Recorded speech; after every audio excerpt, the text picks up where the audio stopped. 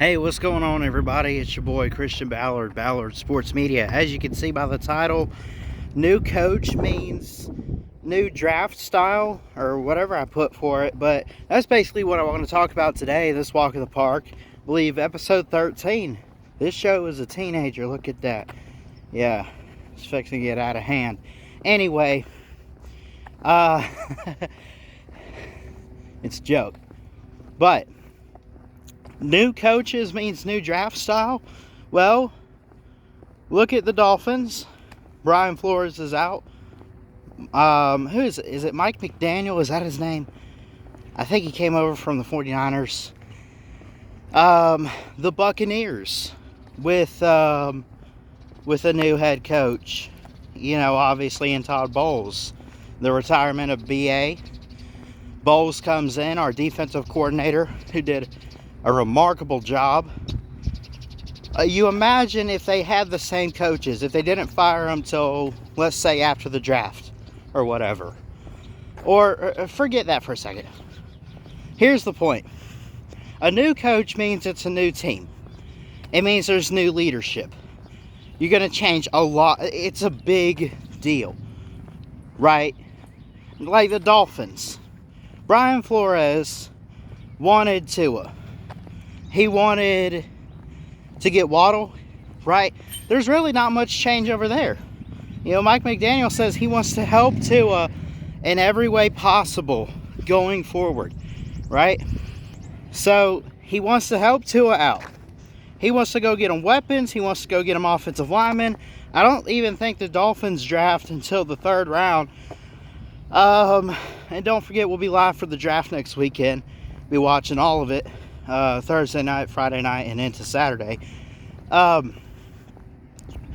You know, so you have these new coaches. And here's the thing too, right? Bruce Arians. Let's take the Bucks for example. What's up? Tampa Bay. You have Bruce Arians. An amazing coach. Finally won a Super Bowl. Oldest coach to do it. Was he like 68? Right?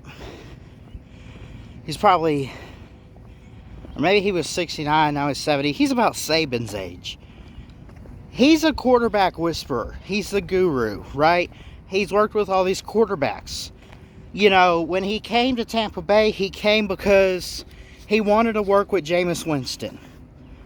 Now, it didn't work out. And he said, look, I can't help this guy if he's going to throw 30 interceptions. He goes and he gets Tom Brady. And he's drafting offensive linemen, trading up a spot for like Tristan Wirfs like they did. You know, he's getting all these receivers. Justin Watson, Scotty Miller, whatever, right? Now, here's what's happened in Tampa Bay. You have Todd Bowles.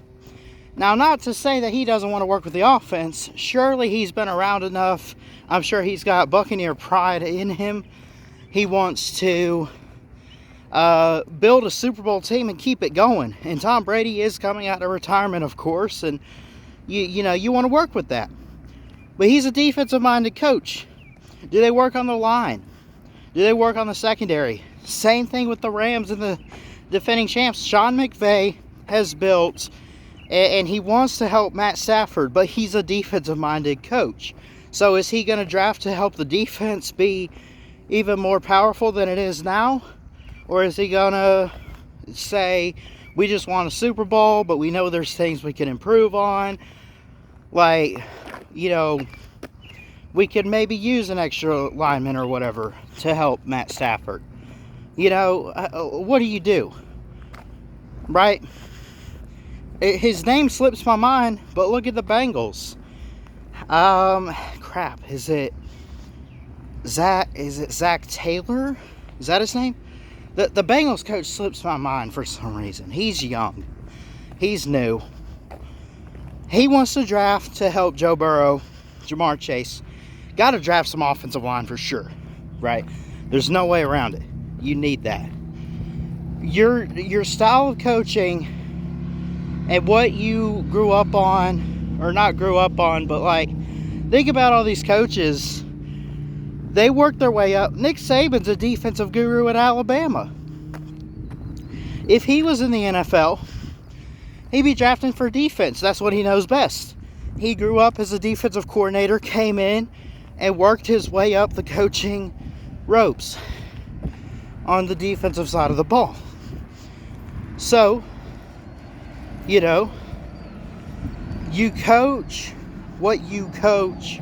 And when it comes to the NFL draft, and trust me, every team is going to draft for both sides of the ball. You have to, right?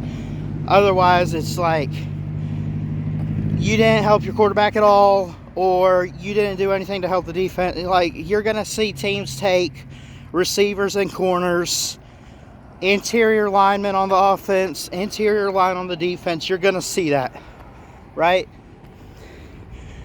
But when it comes to the draft, it comes down to the GM. But the GM, because someone's got to pay the players, right? They got to structure contracts, right? It's a mutual agreement. So, yeah.